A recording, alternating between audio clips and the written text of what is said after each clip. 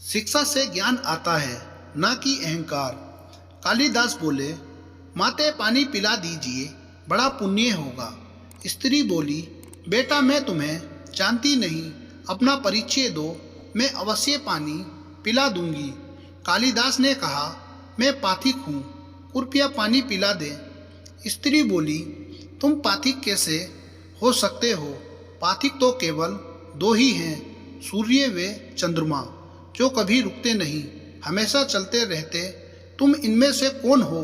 सत्य बताओ। कालिदास ने कहा, मैं मेहमान हूँ, कृपया पानी पिला दे। स्त्री बोली, तुम मेहमान कैसे हो सकते हो? संसार में दो ही मेहमान हैं, पहला धन और दूसरा यौवन। इन्हें जाने में समय नहीं लगता। सत्य बताओ, कौन हो तुम? अब तक के सारे तर्क से पराजित हताश तो हो ही चुके थे। कालिदास बोले, मैं सहनशील हूँ, अब आप पानी पिला दे। स्त्री ने कहा, नहीं, सहनशील तो दो ही हैं। पहली धरती, जो पापी पुण्यात्मा सबका बोझ सहती है, उसकी छाती चीर कर बीज बो देने से भी अनाज के भंडार देती है।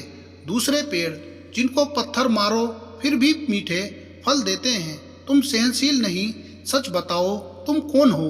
कालिदास लगभग मूर्छा की स्थिति में आ गए और तर्क वितर्क से झल्लाकर बोले। कालिदास बोले, मैं हठी हूँ। स्त्री बोली, फिर असत्य। हठी तो दो ही हैं, पहला नख और दूसरे केस। कितना भी काटो बार बार निकल आते हैं। सत्य कहें, ब्राह्मण कौन है आप? पूरी तरह अपमानित और पराजित हो चुके थे। कालिदास ने कहा, फिर तो मैं मूर्ख ही हूँ। स्त्री ने कहा, नहीं, तुम मूर्ख कैसे हो सकते हो? मूर्ख तो दो ही हैं, पहला राजा जो बिना योग्यता के सब पर शासन करता है, और दूसरा दरबारी पंडित जो राजा को प्रसन्न करने के लिए गलत बात पर भी तर्क करके उसको सही सिद्ध करने की चेष्टा करता है। कुछ बोल ना सकने की स्थिति में कालिदास विरद्धा के पैर पर गिर पड़े और पानी की याचना में गिड़गिड़ाने लगे। विरद्धा ने कहा, उठो वत्स। आवाज सुनकर कालिदास ने ऊपर देखा तो साक्षात माता सरस्वती वहां खड़ी थी।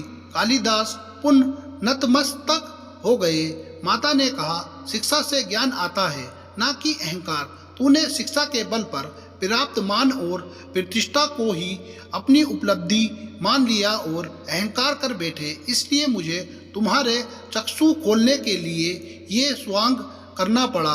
कालिदास को अपनी गलती समझ में आ गई और भरपेट पानी पीकर वे आगे चल पड़े। शिक्षा विद्वता पर कभी घमंड न करे, यही घमंड विद्वता को नष्ट कर देता है।